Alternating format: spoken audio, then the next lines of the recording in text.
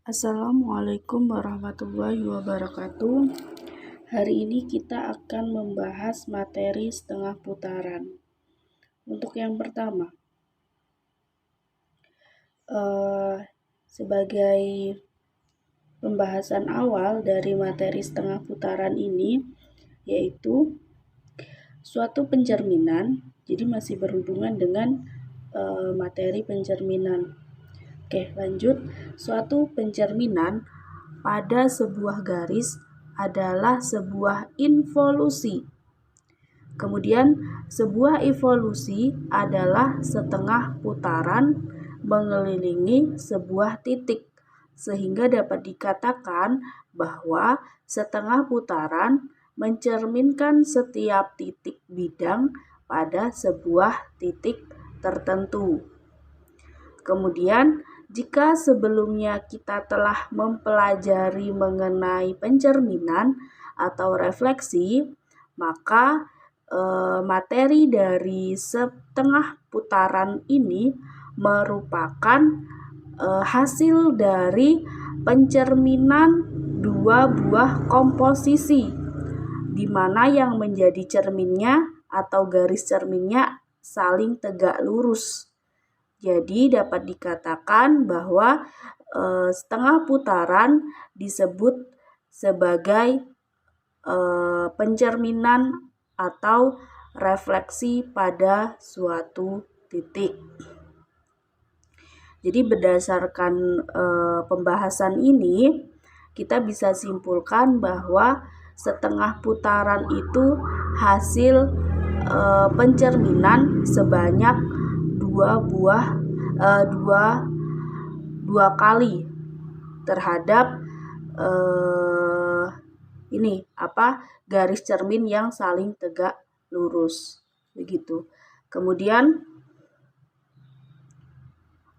definisi dari sebuah pencerminan, sebuah setengah putaran maksudnya.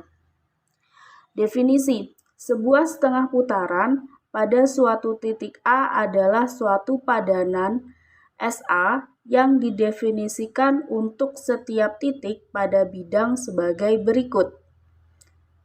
Jadi SA ini lambang dari setengah putaran. Oke, untuk yang pertama, apabila P tidak sama dengan A, maka SAP sama dengan P aksen, sehingga A ini titik tengah ruas garis P aksen. Kemudian yang kedua, didefinisikan sebagai setengah putaran dari titik A itu sama dengan A sendiri. Ini ketika dia titik A-nya berada di pada cerminnya, tepat pada cerminnya. Oke. Kemudian selanjutnya, setengah putaran adalah suatu transformasi. Untuk membuktikan setengah putaran itu sebuah transformasi, maka setengah putaran harus bersifat bijektif. Bijektif artinya sebuah fungsi tersebut atau sebuah setengah putaran ini mempunyai sifat surjektif dan injektif. Jadi yang pertama, misal kita akan membuktikan bahwa setengah putaran ini adalah surjektif. Yang pertama, akan dibuktikan bahwa setengah putaran itu surjektif. Nah, untuk menunjukkan setengah putaran ini surjektif atau SA surjektif akan ditunjukkan untuk setiap P aksen anggota dari V terdapat SAP sama dengan P aksen. Nah, yang pertama, ambil sembarang P aksen anggota dari V. Kemudian, P aksen anggota dari V ini terdapat P aksen sama dengan SAP. SAP ini artinya setengah putaran dari P. Jadi, P aksen ini hasil dari setengah putaran dari titik P. Kemudian, jika P sama dengan A, maka SA dari A sama dengan A aksen sama dengan A. Ya.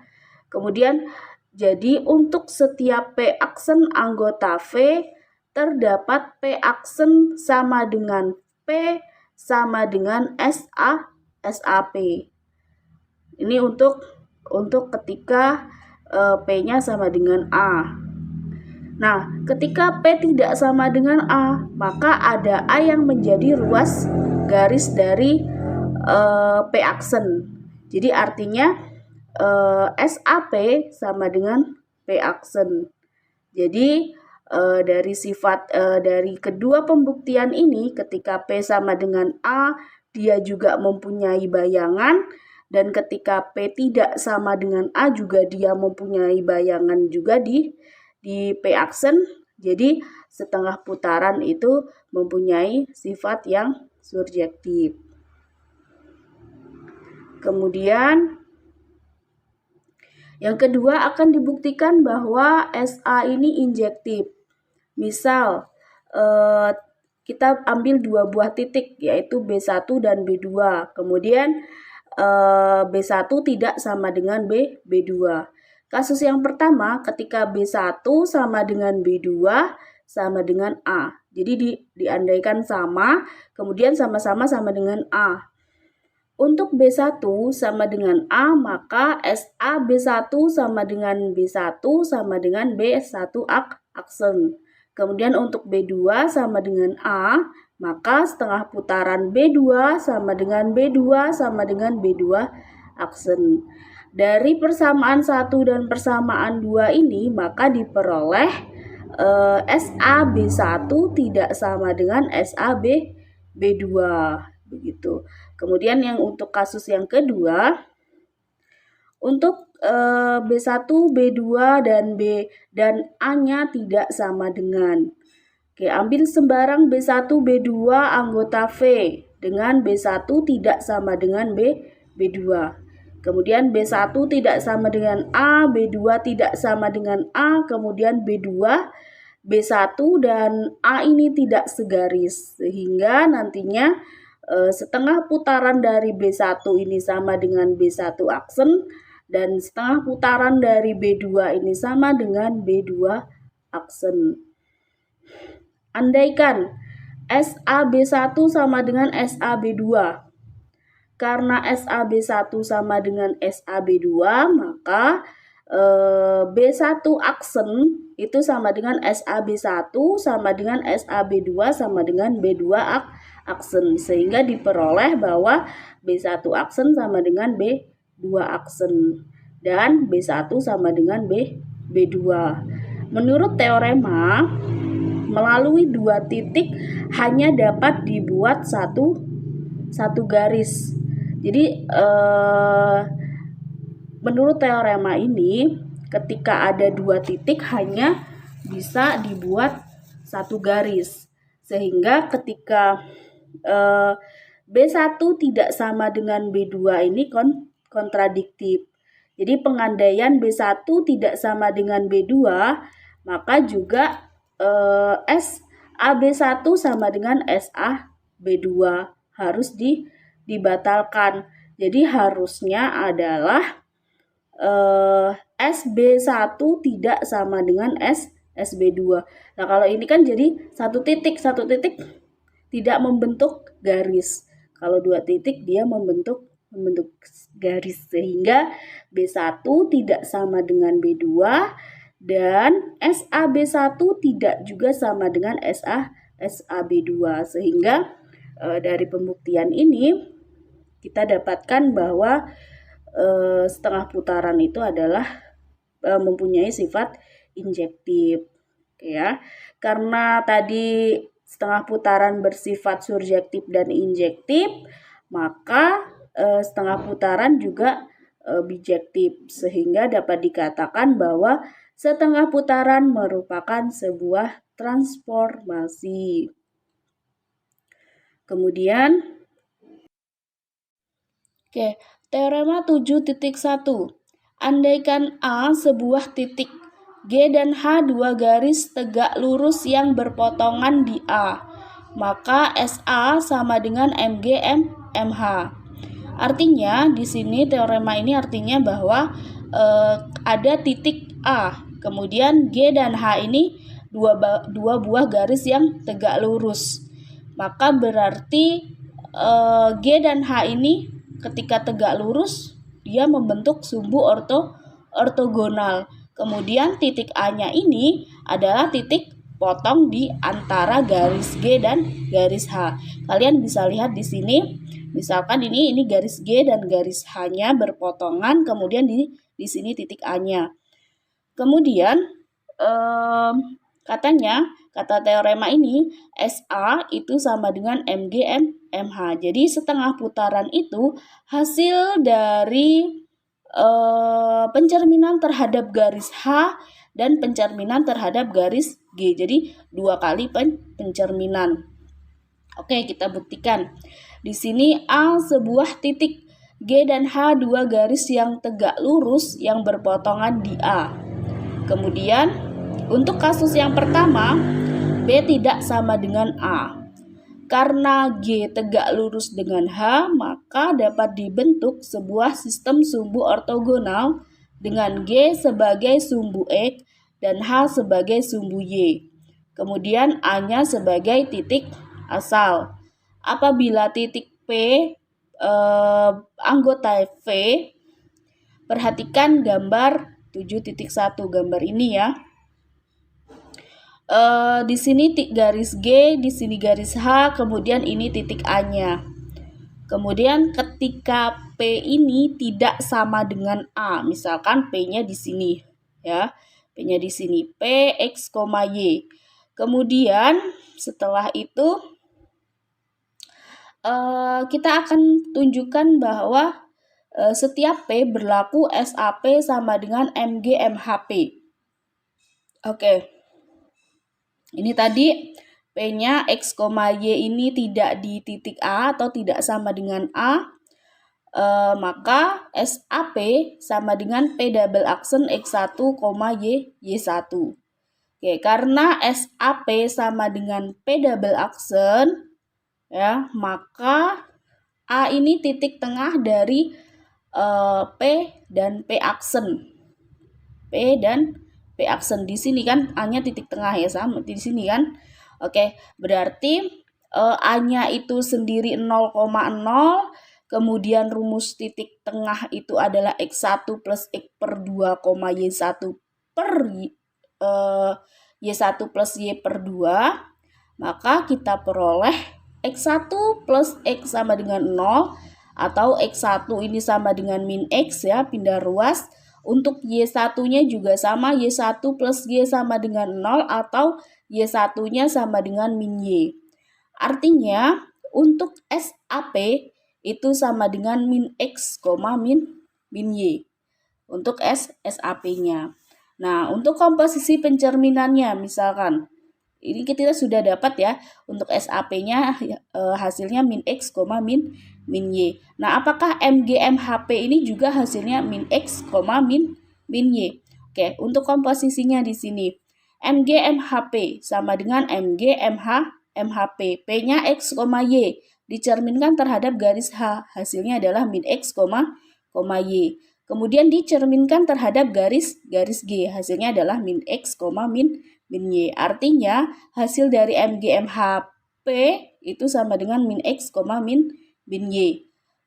Dari persamaan ini, persamaan 1 dan persamaan 2, maka kita peroleh bahwa nilai dari SA itu sama dengan nilai dari MG, sehingga teorema ini terbukti untuk kasus P tidak sama dengan A. Kemudian untuk kasus yang kedua, P sama dengan A. Menurut definisi ya, definisi SA sama dengan A, berarti MGMHA sama dengan MGA sama dengan A ya. Oke, dari sini, dari untuk kasus yang kedua ini juga terbukti bahwa untuk SA itu sama dengan MGMH.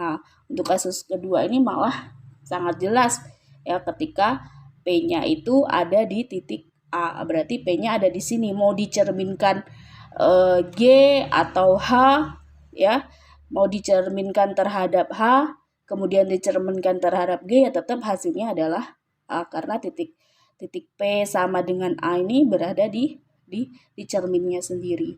Oke, kemudian kita lanjut. Teorema 7.2.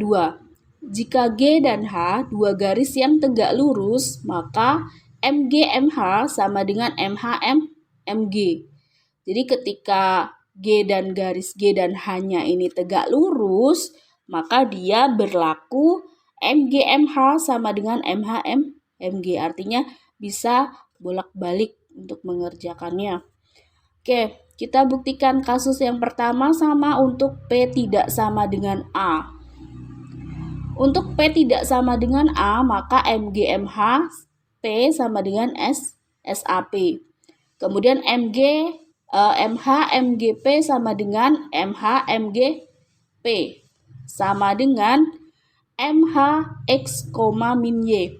Kalian bisa lihat tadi di sini ya. Ketika nanti kalau kurang paham, kalian bisa gunakan gambar ini untuk membuktikan ya. Sesuai dengan ini, tapi kita cerminkan terhadap garis G, kemudian dicerminkan terhadap garis H. Ini hasilnya adalah min X, min Y. Ini min X ya, min X, min Y. Sama dengan ini SAP. Tadi hasilnya SAP ya, min X, min Y. Sehingga diperoleh MGMHP tadi yang hasilnya min X, min Y ini MGMH ya kan, hasilnya min X, min Y. Kemudian ternyata MHMGP pun hasilnya min X, Y. Sehingga juga dia SAP. Berarti diperoleh kesimpulan bahwa karena di sini hasilnya sama ya, ketiga ini hasilnya sama, maka diperoleh MG MH sama dengan MH MG. Kemudian untuk kasus yang kedua kita peroleh juga sama. Hasilnya adalah MG MH sama dengan MH MG. Karena P sama dengan A. Untuk P sama dengan A ini dia seperti identitas. Kemudian teorema 7.3. Jika setengah putaran, jika SA setengah putaran, maka S inverse A itu sama dengan SA. Jadi kebalikan dari setengah putaran ya setengah putaran, begitu katanya. Oke, bukti. Andaikan G dan H dua garis yang tegak lurus, maka MG MH sama dengan SA dengan A titik potong antara G dan H. Kemudian kita akan membuktikan bahwa S inverse A itu sama dengan SA. Oke. Untuk SA tadi adalah MGMH, berarti untuk S inverse A berarti MGMH inverse sama dengan kita pecah. Kalau inverse dipecah jadinya dibalik dari urutannya. Tadi G dan H, sekarang kalau dipecah atau inverse ini dipecah, maka urutannya menjadi H dan G. Oke, sama dengan M inverse H, kemudian M inverse G sama dengan S inverse A. Oke, karena M inverse H sama dengan MH, ini teorema ya, sudah pernah kita bahas. Dan M inverse G sama dengan MG, maka MH MG sama dengan S inverse A. Oke, jadi karena G tegak lurus H, maka menurut teorema 7.2 yang tadi kita baru bahas, MG MH sama dengan MH MG, dan menurut teorema 7.1 SH sama dengan MG MH, maka diperoleh bahwa S inverse A itu sama dengan MH MG, atau sama dengan MG MH, atau sama dengan SA. Jadi terbukti bahwa S inverse A itu sama dengan SA. Kemudian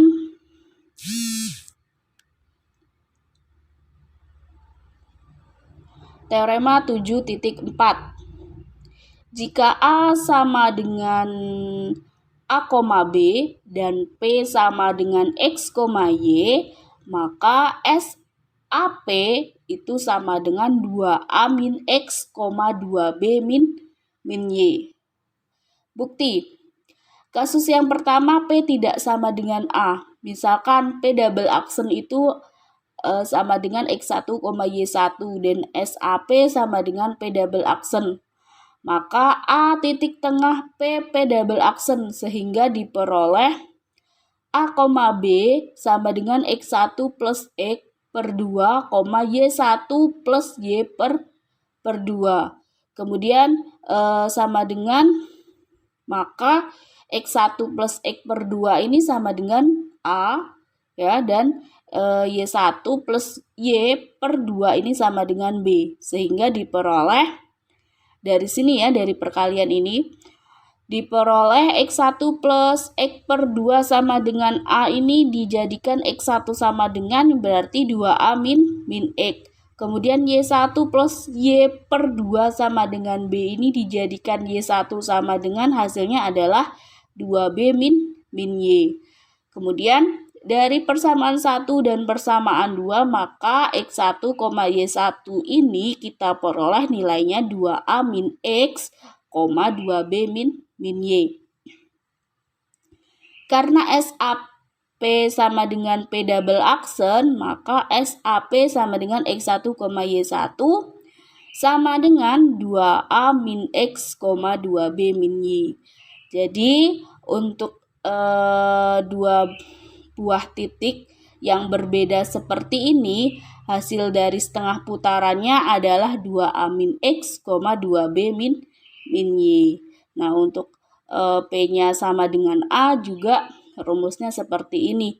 2A min A, 2B min B. Karena apa? Karena X dan Y-nya itu sama-sama mempunyai nilai A dan B. Untuk X-nya bernilai A dan B-nya bernilai B. Untuk P sama dengan A ya. Jadi ketika dia P tidak sama dengan A, maka hasilnya 2A min X, 2B min Y. Dan ketika P sama dengan A, maka hasilnya 2A min A, 2B min B. Jadi sebenarnya sama saja bentuknya, cuman P sama dengan A ya. Jadi P sama dengan A ya berarti di sini A, B juga. Sehingga nanti di sini A, di sini juga B begitu. Jadi bentuknya seperti ini untuk P sama dengan A. Kemudian contoh, jika sebuah garis G adalah sumbu Y dan garis H adalah sumbu X dan ini titik A adalah titik tengah pusat dan P min 6,5. Titik P ini min 6,5. Tentukan SA inverse P. Oke, rumus dari SA inverse tadi adalah begini. Ini bentuknya. SA inverse P sama dengan SAP sama dengan MG MH. Jadi yang kita cari adalah MG MH-nya. Oke. Titik P-nya min 6,5. Dicerminkan terhadap garis H. Kalian bisa lihat ya nanti. Hasil pencerminannya adalah min 6, min 5. Kemudian dicerminkan terhadap garis G, hasilnya adalah min 6, hasilnya adalah 6, min 5. Sehingga SA inverse P sama dengan 6, min 5. Kemudian yang kedua, diketahui A min 3,1, B 4,3, dan C min 4, min 4. Tentukan setengah putaran terhadap SB, SA, C. Jadi titik C ini diputar terhadap titik A, diputar terhadap titik B, begitu ya. Diputarnya maksudnya setengah putaran. Oke, SB SAC sama dengan SA SB, C-nya adalah min 4,4. Kemudian titik B-nya adalah titik B ya. Titik B-nya min 3, ini ya. Di sini SBSA ya, SBSA. Berarti ini salah ketik saja. Oke, SBSA berarti titik A-nya min 3,1. Di sininya ya, ini salah. Min 3,1 sehingga ini pakai teorema yang ini nanti kalian. Pakai teorema yang ini. Teorema ini ya. Sehingga didapatlah hasil min 2,6. Kemudian B-nya itu 4,3. Hasilnya adalah sama menggunakan teorema 7.3 sehingga nanti kalian dapat hasilnya adalah 10,6. Sehingga untuk SBSHC itu sama dengan 10,6. Begitu. Oke, untuk materi 9 itu yang kita bahas. Jika ada pertanyaan silakan ditanyakan di grup. Oke, Ibu akhiri. Wassalamualaikum warahmatullahi wabarakatuh.